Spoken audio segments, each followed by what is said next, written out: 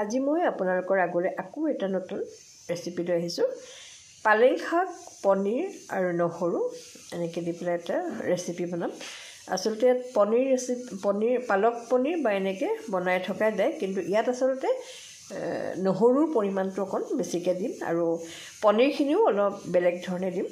সেইকাৰণে ভাবিলোঁ, মইতো বনাই খাইছোঁ বাৰু আগতে, আজি বনাই পেলাই ভাবিলোঁ আপোনালোকৰ আগতো মই ভিডিঅ'টো শ্বেয়াৰ কৰোঁ। তেতিয়াহ'লে ব'লক আমি ভিডিঅ'টোৰ ফালে আগবাঢ়োঁ। মই এটা বিলাহী সৰুকৈ কাটি লৈছোঁ আৰু নহৰুৰ পৰিমাণটো যিহেতু বেছিকৈ দিম বুলি কৈছোঁ, সেইকাৰণে মই ডাঙৰ 6-7 ফুটামান নহৰু এনেকৈ কাটি লৈছোঁ। আৰু এয়া পনীৰখিনি মই এনেকৈ লৈ লৈছোঁ আৰু এটা পিঁয়াজ মই মিহিকৈ কাটি লৈছোঁ আৰু এচামুচ মই কিচেন কিং মছলাটো লৈছোঁ। আৰু ইয়াত মই বেলেগ মছলা এইবিলাক ইউজ নকৰোঁ, নিমখ হালধিৰ বাহিৰে। তেতিয়াহ'লে ব'লক। আৰু এটা কথা ক'বলৈ থাকিয়ে গৈছে, আৰু মই পালেংখিনি যে লৈছোঁ সেইখিনি মই এতিয়া সৰুকৈ কাটি পেলাই মিক্সিত এটা পেষ্ট বনাই লওঁ। প্ৰথমতে মই এয়া অকণমান ৰিফাইন অইল দিলোঁ, তাৰপাছতে মই কাটি লোৱা নহৰুখিনি ভাজি ল'লোঁ। এইখিনি মই এইটো ভাজি লৈছোঁ, অকণমান ৰঙা হোৱালৈকে ভাজিব লাগিব, কাৰণ মোৰ পনীৰ ৰেচিপিটোত নহৰুৰ পৰিমাণটো অকণমান বেছি হ'ব, সেইকাৰণে নহৰু অলপ বেছিকৈ দিছোঁ। আৰু বটি লোৱা নাই, ইমান ডাঙৰ নহৰুৰ কাৰণে এনেকৈ কাটি লৈছোঁ।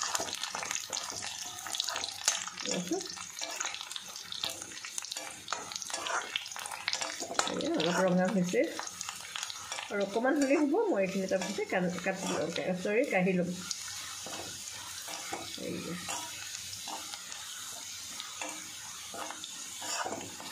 গেছটো এতিয়া অকণমান বঢ়াই লৈছোঁ।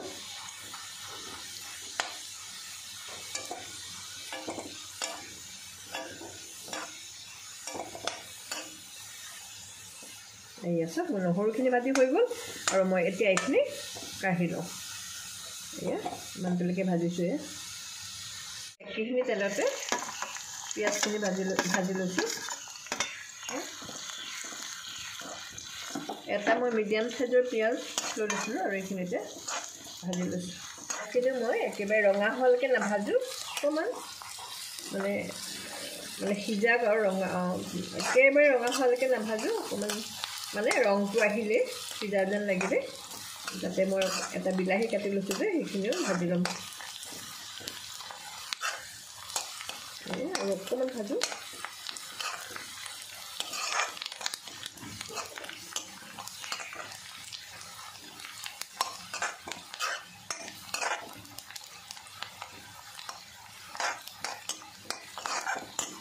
হৈ গৈছে, এইখিনি এনেকৈ ভাজি লৈছোঁ, অকণমান জাষ্ট ৰংটো চেঞ্জ হৈছে। আৰু এতিয়া মই বিলাহীখিনি দি দিম, কাটি লোৱা বিলাহীখিনি দি দিম। এইখিনি এতিয়া এনেকৈ ভাজি ল'ম।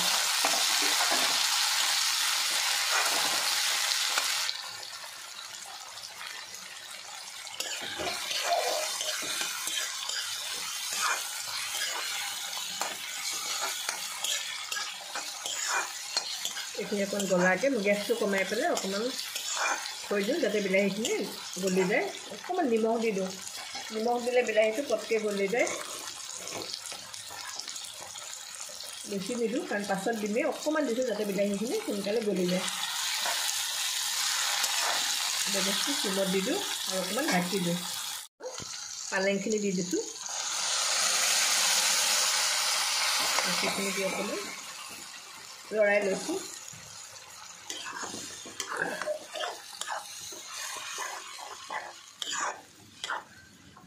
গেছটো চিমত দিছোঁ। এতিয়া মই তাতে জোখ অনুসাৰে প্ৰথমতে মই অকণমান ধনিয়া পাউডাৰ দিছোঁ, এচামুচ, সৰু চামুচে।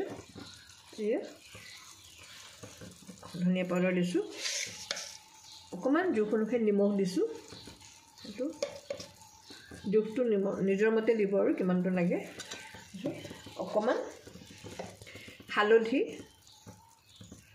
দিছোঁ আৰু এইখিনি দি অকণমান লৰাই লওঁ।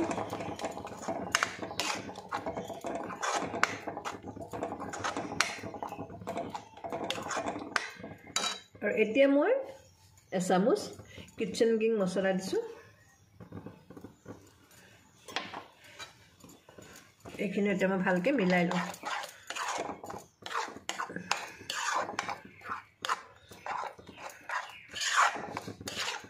এতিয়া মই গেছটো চিমত দি অকণমান সময় ঢাকি দিওঁ অকণমান সময় এতিয়া ঢাকি দিম এই আছে ভালকৈ মিলাই দিলোঁ গোটেইখিনি আৰু এতিয়া ঢাকি দিওঁ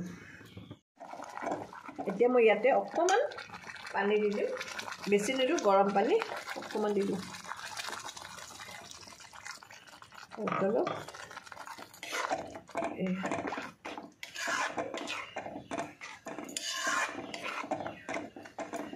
তাৰপিছত আকৌ অকণমান সময় ঢাকি দিছোঁ এয়া মই ইয়াতে অকণমান ক্ৰীম দি দিছোঁ ক্ৰীমখিনি দি পেলাই অকণমান লৰাই দিওঁ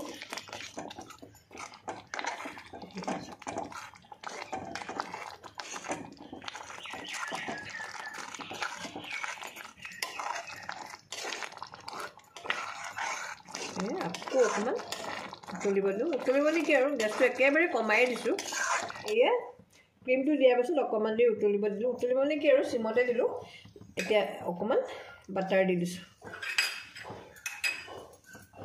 এইখিনি বাটাৰখিনি গলক হৈয়ে গ'ল পনীৰ জোল তাৰপিছত বাটাৰখিনি গলি গ'ল ক্ৰীমখিনি গলি গ'ল হৈয়ে গ'ল প্ৰায় আৰু এতিয়া মই যিখিনি মই নহৰু ভাজি থৈছিলোঁ সেইখিনি এতিয়া ইয়াৰ ওপৰত দি দিম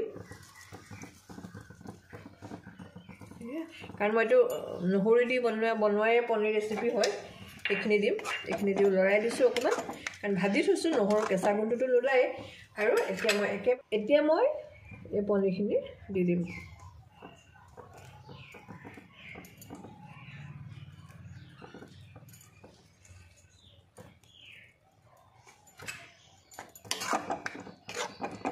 হৈ গৈছে অকণমান দেৰি মই চিমত দি পেলাই ঢাকি দিওঁ হৈ গ'ল